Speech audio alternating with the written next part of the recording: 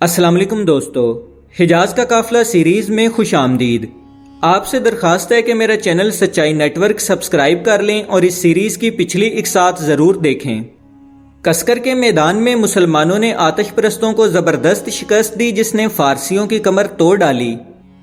جنگ کا دیوتا کہلانے والا فارسی سالار جالینوس جو کمک لے کر مدائن سے آ رہا تھا، مسلمانوں نے اس کے پہنچنے سے پہلے ہی کسکر کے میدان میں فارسی سالار نرسی کی فوج کو تباہ کر ڈالا۔ جالینوس اپنے لشکر کے ساتھ ابھی کسکر سے ایک دن کے فاصلے پر تھا کہ اسے نرسی کی شکست کی خبر ملی۔ خبر ملتے ہی جالینوس وہی رک گیا اور کسکر کے میدان سے بھاگنے والے فارسی سپاہیوں کو اپنے پاس جمع کرنے لگا۔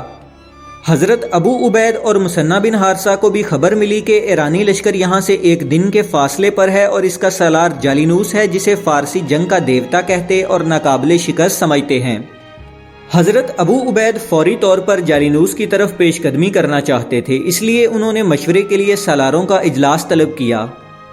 حضرت ابو عبید نے باقی سالاروں سے پوچھا، کیا یہ بہتر نہیں ہوگا ہم جالینوس کے لشکر کی طرف پیش قدمی کریں یا ہمیں یہاں رک کر اس کا انتظار کرنا چاہیے؟ حضرت مثنہ بن حارثہ نے جواب دیا، بے شک یہی بہتر ہوگا کہ ہم جالینوس کی طرف پیش قدمی کریں۔ یہاں سے بھاگنے والے فوجی اس کے پاس جمع ہو رہے ہیں اور ابھی ان پر مسلمانوں کا خوف طاری ہے، ہمیں ان کو سنبھلنے کا موقع دینے سے پہلے حملہ کر دینا چاہیے۔ حضرت سلیط بن قیس نے کہا، فوری پیش قدمی اس لیے بھی ضروری ہے کہ اگر ہم نے دیر کی تو جالینوس مدائن سے مزید کمک منگوا لے گا، اس کی تعداد پہلے ہی ہم سے 2 گنا زیادہ ہے، ہمیں جالینوس کو یہ موقع نہیں دینا چاہیے کہ وہ مدائن سے مزید مدد منگوا سکے۔ تمام سالاروں سے مشورہ کرنے کے بعد حضرت ابو عبید نے 1000 سپاہیوں کو کسکر کے زخمیوں کے لیے چھوڑ کر باقی لشکر کو کوچ کا حکم دے دیا۔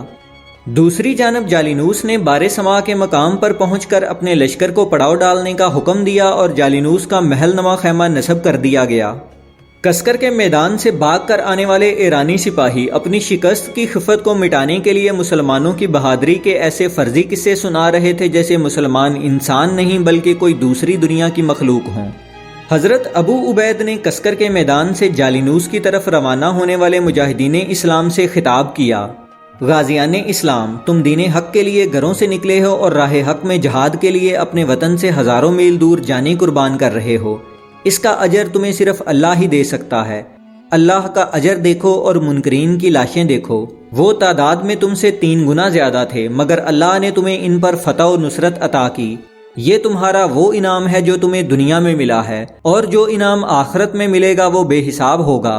آج اللہ نے تمہیں ایک بے مثال فتح عطا کی ہے، تم سب دن بھر کی جنگ کی وجہ سے تھکے ہوئے ہو، آج تمہارا حق تھا کہ تم آرام کرتے مگر فارسیوں کا ایک اور لشکر یہاں سے 1 دن کی مسافت پر موجود ہے، یہ لشکر ان کی مدد کے لیے آ رہا تھا جنہیں تم شکست دے چکے ہو۔ مجاہدین اسلام، اپنی روحانی قوتیں بیدار کر لو اور اللہ کے روح سرخرو ہو جاؤ۔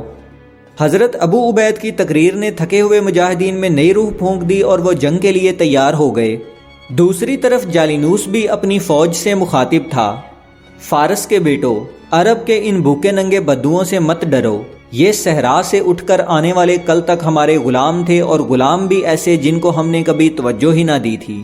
تم زرتشت کے پسندیدہ بندے ہو، مقدس آگ کی طاقت تمہارے ساتھ ہے۔ مسلمان یہ کہتے ہیں کہ ان کا مذہب سچا ہے، آج ہم ان کو اپنے ایمان کی طاقت سے شکست دے کر ثابت کریں گے کہ صرف زرتشت اور مقدس آگ ہی سچے ہیں۔ آج ہم عرب کے ان بدوؤں کو شکست دے کر ان کا نام و نشان مٹا دیں گے اور ان کے وطن عرب کو اپنی عظیم سلطنت میں شامل کر لیں گے۔ فارس کے جانبازوں، تم نے رومیوں کے عظیم لشکروں کو شکست دی ہے، تم نے ہرقل اعظم کو شکست دی ہے، ان مٹھی بھر عربوں کی تمہارے سامنے اوقات ہی کیا ہے، اٹھو اور انہیں فارس کی طاقت دکھاؤ۔ جالینوس کی تقریر نے ایرانی سپاہیوں میں جوش اور ولولے کو بیدار کر دیا اور وہ جنگ کے لیے تیار ہو گئے۔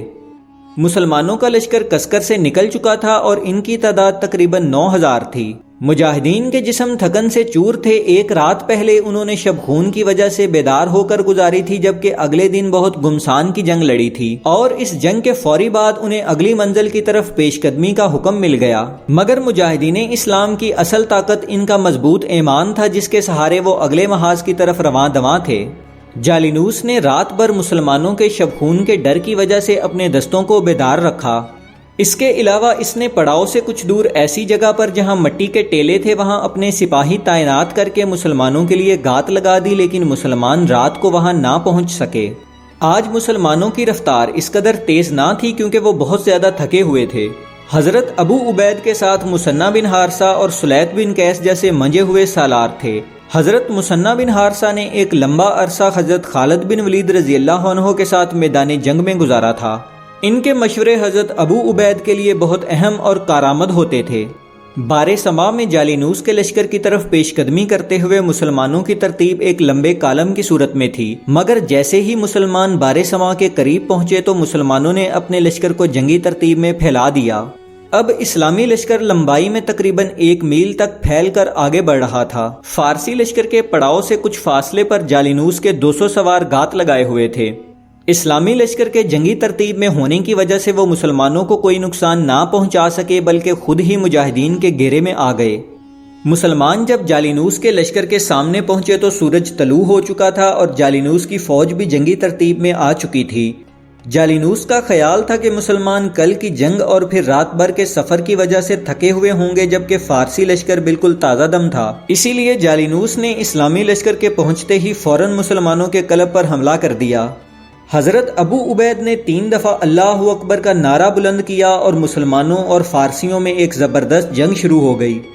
آج عربوں کی زندگی اجمیوں کے ہاتھ میں ہے۔ جالینوس نے للکار کر اپنے سپاہیوں سے کہا، اور تم سب مالا مال ہو جاؤ گے۔ عربوں نے ہر شہر سے بہت سونا لوٹا ہے، یہ سب ان کے پاس ہے اور آج مسلمانوں کی شکست کے بعد یہ سب تمہارا ہو جائے گا۔ فارسیوں کا حملہ بہت شدید تھا۔ حضرت ابو عبید کے قلب کے دستے اس حملے کے سامنے قدم نہ جما سکے اور آہستہ آہستہ پیچھے ہٹنے لگے۔ کچھ دور تک پیچھے ہٹنے کے بعد مسلمان سنبھلے اور پھر ڈٹ کر لڑنے لگے۔ ابھی کچھ ہی وقت گزرا تھا کہ جالینوس کو اپنے عقب میں شور و گل سنائی دیا۔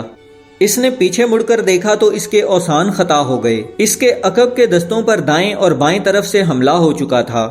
فارسی اس شدید حملے سے بوکھلا گئے اور انہیں محسوس ہی نہ ہوا کہ حملہ آوروں کی تعداد ان سے بہت کم تھی۔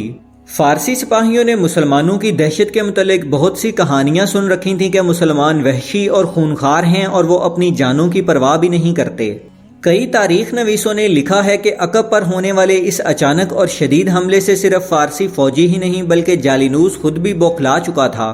یہ حملہ بہت غیر متوقع تھا۔ اسے یہ تو معلوم تھا کہ مسلمانوں کے پہلوؤں کے دستے بھی ہیں، مگر یہ امید نہ تھی کہ 2 دن کے تھکے ماندے مسلمان اتنا اچانک اور شدید حملہ کر دیں گے۔ جالینوس کے عقب کے دستے اس حملے کو برداشت نہ کر سکے اور آگے آتے ہوئے ان دستوں سے جا ملے جنہوں نے مسلمانوں کے قلب پر حملہ کیا تھا۔ فارسی لشکر کی ترتیب اور تنظیم بالکل بکھر چکی تھی اور ان کے سوار اپنے ہی پیادوں کو کچل رہے تھے۔ فارسی تعداد میں بہت زیادہ تھے، مگر کچھ ہی دیر کی جنگ کے بعد اسی بے ترتیبی کے عالم میں وہ میدان جنگ سے فرار ہو رہے تھے۔ اتنے میں جالینوس کا پرچم غائب ہو گیا اور فارسیوں کی رہی سہی ہمت بھی جواب دے گئی۔ سپہ سالار کا پرچم گرتے ہی پوری فارسی فوج بھاگ نکلی۔ مجاہدین نے ان کا تعاقب کیا اور کئی میل تک فارسیوں کی لاشوں کے انبار لگاتے چلے گئے۔ جنگ کا دیوتا کہلانے والے جالینوس نے مسلمانوں کے ہاتھوں اپنی زندگی کی بدترین شکست کھائی اور فرار ہو کر مدائن پہنچ کر دم لیا۔ اللہ نے مسلمانوں کو بارِ سما کے میدان میں ایک عظیم فتح عطا کی۔ جالینوس کے خلاف مسلمانوں کی اس عظیم فتح اور اسلامی لشکر کی مدائن کی طرف پیش قدمی کے حالات انشاءاللہ اگلی قسط میں بیان کیے جائیں گے۔